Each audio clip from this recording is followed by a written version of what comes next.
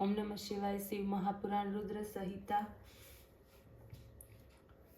अध्याय 24 पीपलाद चरित्र।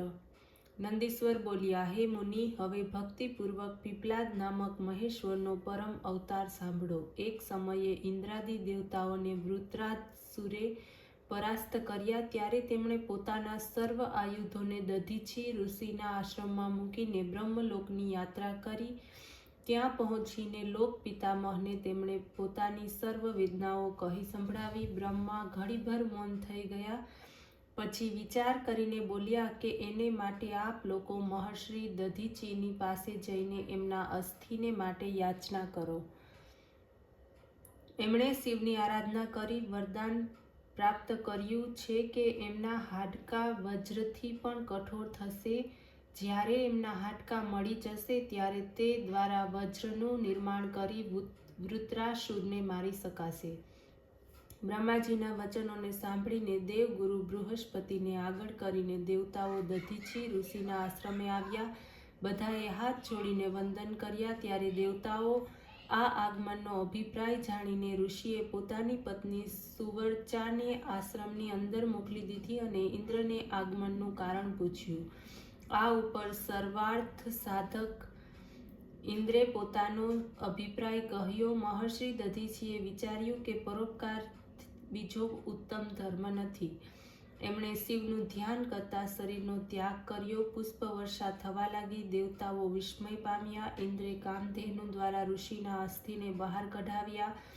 ત્વષ્ટા દ્વારા એનું અસ્ત્ર બનાવવાની વ્યવસ્થા વિચારવામાં આવી। ત્વષ્ટાની આજ્ઞાથી વિશ્વકર્માએ સુદૃઢ વજ્રમય અસ્ત્ર બનાવ્યું। શિવની આજ્ઞા તેમજ તેમના તેજથી યુક્ત વજ્ર દ્વારા ઇન્દ્રે જે પ્રમાણે રુદ્રકાળ ઉપર પ્રહાર કર્યો હતો તેમ વૃત્રાસુર ઉપર પ્રહાર કર્યો। પછી તે ઇન્દ્ર પૂર્ણતયા ચંદ્ર બનીને એ જ વજ્રથી વૃત્રાસુરને પર્વતના શિખરની જેમ કાપી નાખ્યો।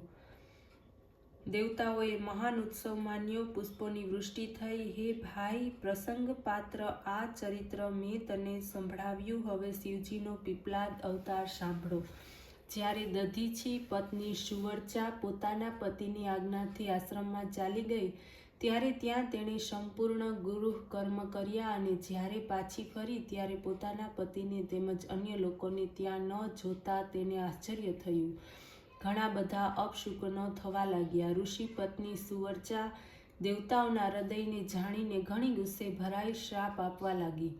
એમણે સર્વ દેવતાઓને પશુપણાનો શાપ આપી દીધો। પછીથી ચિતા સજીને સતી થવા નીકળી ત્યારે શિવ પ્રેરિત આકાશવાણી થઈ। સુવર્ચાને તેણે કહ્યું, તું સતી થઈશ નહીં। મુનીશ્વરનું તેજ તમારા હૃદયમાં બિરાજમાન છે। એને પ્રયત્નપૂર્વક ઉત્પન્ન કરો, પછીથી તમે પોતાના મનોરથને પૂર્ણ કરો, પરંતુ અત્યારે નહીં। સગર્ભા સ્ત્રીએ પોતાના શરીરને અગ્નિશરણ ન કરવું, આ વેદની આજ્ઞા છે।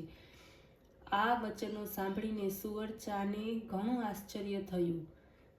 તેણે એક પથ્થર ઉપાડ્યો, પોતાના ગર્ભને ચીરી નાખ્યો। એમાંથી એક મહાદિવ્ય શરીરવાળો પરમ કાંતિમાન મુનિવરના તેજરૂપ બાળક નીકળ્યો। તે સાક્ષાત શિવ હતા।